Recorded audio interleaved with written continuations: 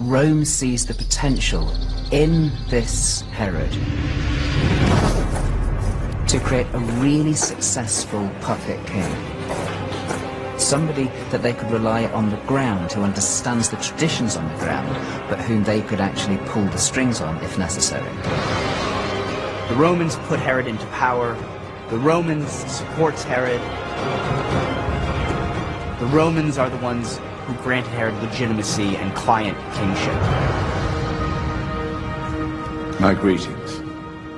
Herod is actually a very successful ruler. A great segment of the population really support Herod, really like him. He wanted to be like Alexander the Great, or the great kings of the past. So he had this vast building program set up to demonstrate his power and authority. Herod builds vast theaters, aqueducts, and mountain forts. And in 23 BC, Herod begins expanding the Second Temple.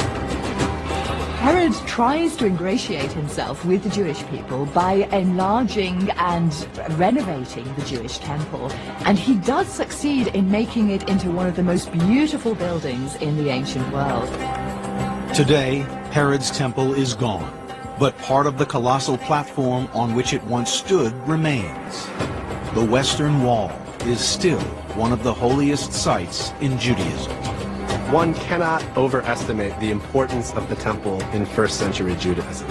It was the religious center of Judaism, the place where God's presence was understood to reside on earth. Despite Herod's achievements and Rome's support, early in his reign, Herod's crown is not secure. One of the big problems that Herod has got is that he wants to call himself the king of the Jews, but he himself is not Jewish by blood. Herod has got to solve this problem. He solves this problem by a kind of brilliant move by marrying into the most famous Jewish family of the time, the Hasmonean dynasty. Herod marries the beautiful princess Mariamne.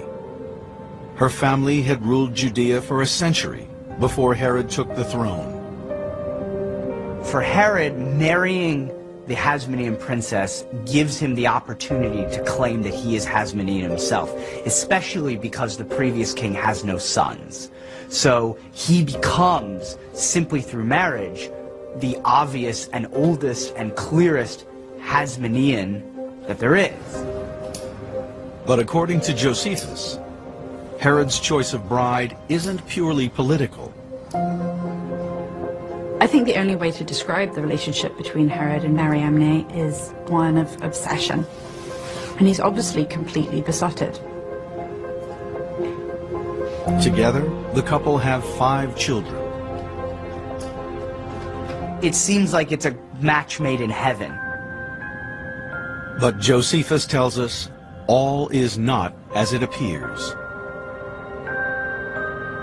He seems incredibly and almost jealously infatuated with her.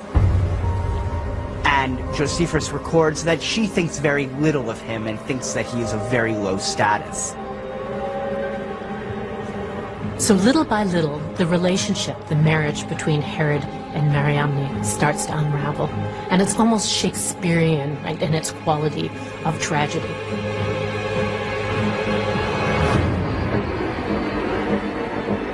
Josephus records that when Herod goes out of the kingdom, he is very concerned about his wife Mariamne's fidelity to him.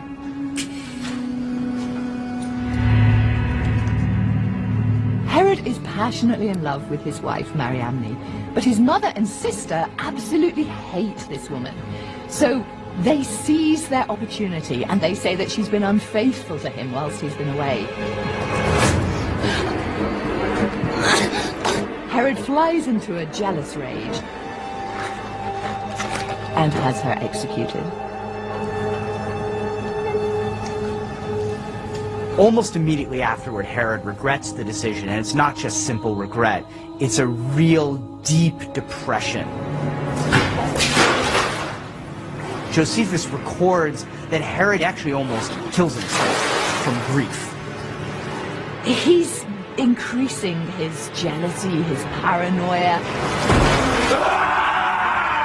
and increasingly becoming that monster, the Herod of legend. So by the time Matthew's Gospel describes Herod meeting the Magi after the birth of Jesus, he is no longer an even-handed ruler. Now, according to the New Testament, Herod unleashes a massacre. His target, the infant Jesus.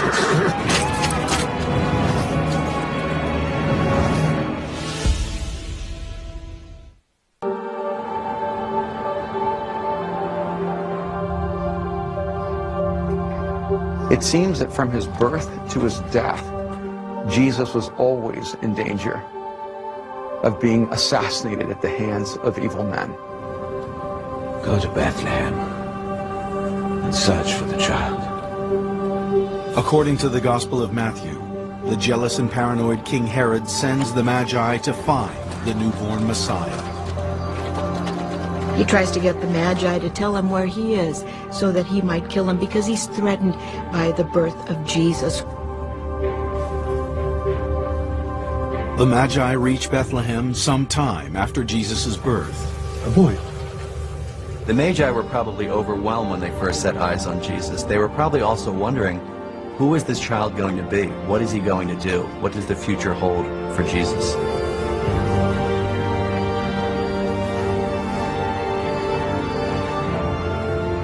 The fact that the Magi brought gifts fit for a king, gold, frankincense, myrrh, frankincense used in royal palaces, myrrh used for royal burials. Who wants gold? Kings want gold, right?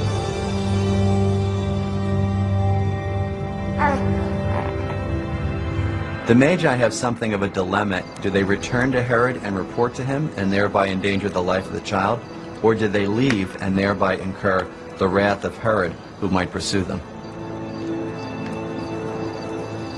They intuit that Herod's intentions are not good, and so they ignore the king, and they go a different route out of a sense of protecting this child in whom they have seen God.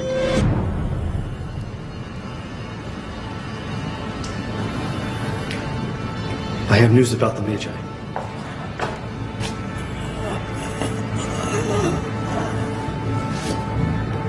They have chosen not to return to Jerusalem. Herod's reaction is unsurprising. He's already paranoid. Now he's thinking, oh, they slunk off back to wherever they came from because they found something they didn't want to report to me. And so I think this only causes him to push the panic button. Kill every male child under the age of 2. According to the Gospel of Matthew, Herod sends his soldiers to Bethlehem to find and kill Jesus. Kill them all.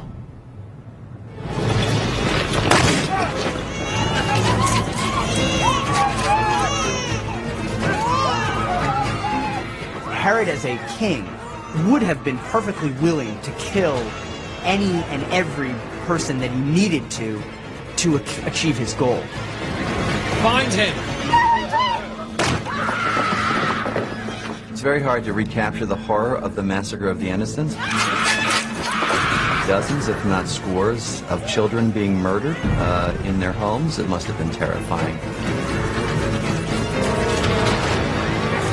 Stay down! Don't move! Stay down! How do you hide your child from an evil king like Herod, who's bent on destroying these children out of a lust for power? Next house!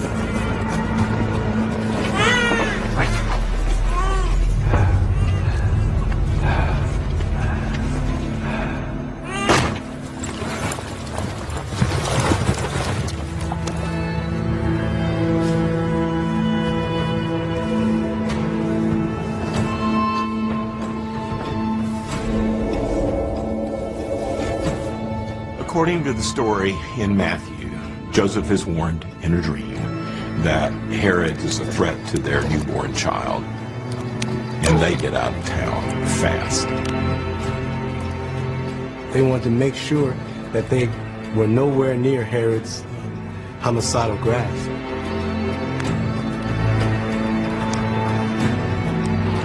Herod probably thought that he had killed all the children in Bethlehem, but he never knew that Jesus had escaped. Matthew says that to escape the massacre, Mary and Joseph flee to Egypt.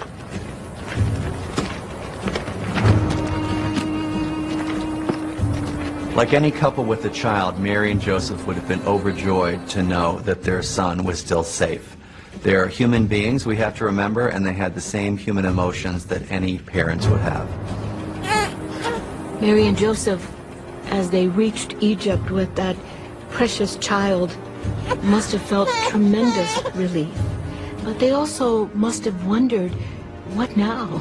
In a foreign land, what do you do? How do you live?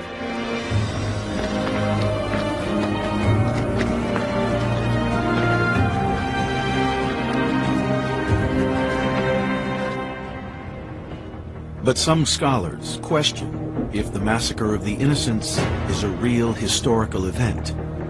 Kill them all. Josephus does not talk about this kind of massacre, and you would think, given all of the other massacres he talks about, that he would bring it up.